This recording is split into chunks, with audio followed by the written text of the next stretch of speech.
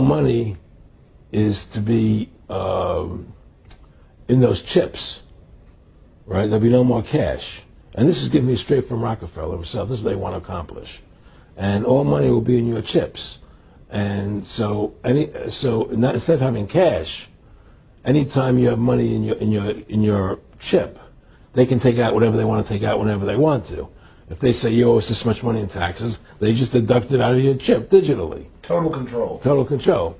And if you're like me or you, and you're protesting what they're doing, they can just turn off your chip.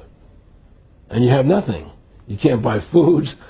You can't do anything. It's total control of the people. And that chip's connected to a database that has your purchasing records, what you do, what everything, you sell. Everything is in there, you know? And so they want a one world government controlled by them, everybody being chipped, all your money in those chips, and they control the chips, and they control people. And you become a slave. You become a serf to these people. That's their goal. That's their intentions. Eric, can you be specific about when you met Rockefeller, how it happened in these discussions? I met Rockefeller through a female attorney I knew who called me up one day and said, one of the Rockefellers would like to meet you. I had made a video called Mad as Hell, and he'd seen the video and wanted to meet me and knew I was running for governor of Nevada. So sure, I'd love to meet him. And I met him, and I liked him, and he was a very, very smart man. And we used to talk and share ideas and thoughts. And he's the one who told me 11 months before 9/11 ever happened that there was going to be an event. Never told him what the event was going to be, but there was going to be an event. And out of that event, we were going to invade Afghanistan to run pipelines from the Caspian Sea. We were going to invade Iraq, you know, to take over the oil fields, establish a base in the Middle East, and make it all part of the New World Order. And we'd go after Chavez in Venezuela. And sure enough, later 9/11 happened. And I remember he was telling me how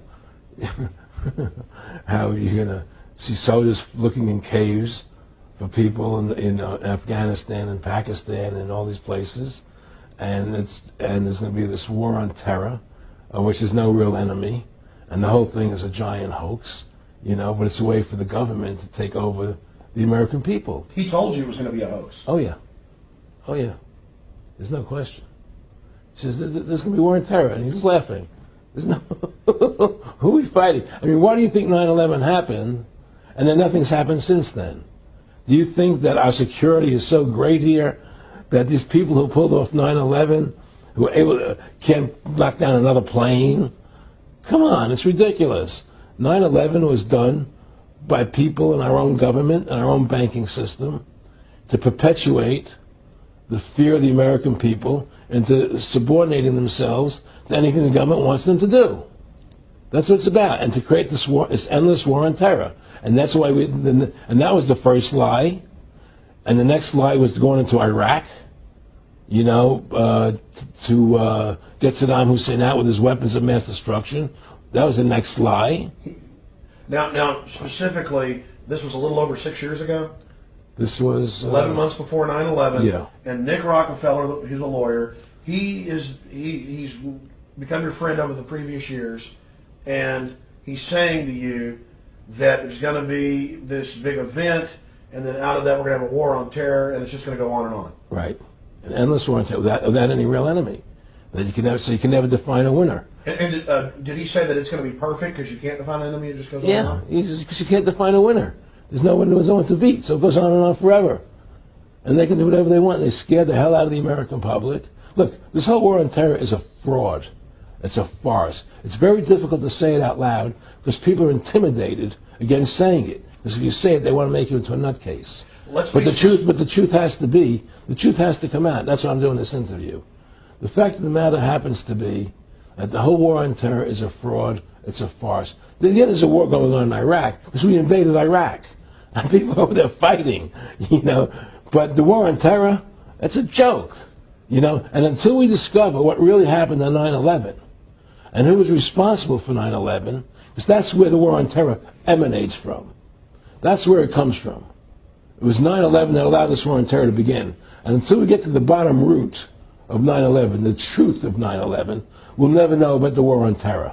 Aaron, you said that he was, and I think it's important, and I know this about the Rockefellers from Dr. Dennis Cuddy and many others who literally, you'll be 20 years old in a lunch line at college, and no, it's David Rockefeller. And they're experts at recruiting and getting what they call players, and that clearly he was, I want to make it specific and just get you to reiterate what you said last night about you got 30% of the vote, you were having an effect, you made mad as hell, they knew that you'd started the Constitution Party, they knew that you were somebody who was taking action and getting things done, you'd already made some big films, had a lot of other successes, so they were trying to recruit you, and didn't it come down to the point of, hey, we are here to recruit you, and don't worry, your chip's going to say, don't mess with us. This guy's don't touch. Yeah, yes, that did happen. I was definitely being recruited, but it's more subtle than that. Well, in your words, just go through the process, and then what he said. Well, what it is remember, we were friends, and we used to come to my house a lot. We'd have dinner, we'd talk,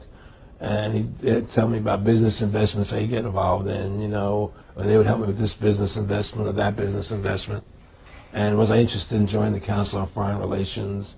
I would have to get a letter to join them, but was I interested in that? And, just stuff, leading you on.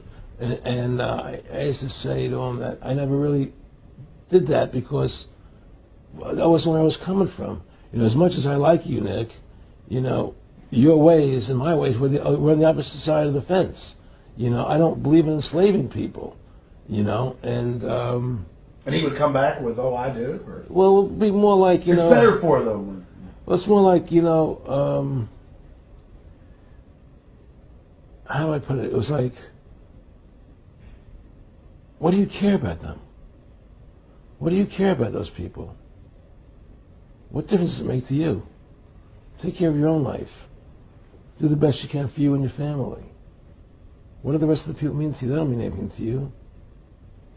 They're just serfs. They're just people. It was just a lack of caring, and that's just not who I was. It was just sort of like cold, it was just like cold, and I used to say to him, what's the point of all this? You have all the money in the world you need. You have all the power you need. What's the point? What's the end goal? And he said the end goal is to get everybody chipped, to control the whole society. To have the bankers, the elite people, the bankers and some governor controlling the world. And I said, do all the people in the Council on Foreign Relations believe this way you do? He said, no. Most of them believe they're doing the right thing. A lot of them believe it's better off being socialistic. We have to convince people that socialism is really capitalism. Because America is becoming a socialist country. It's a communist country today.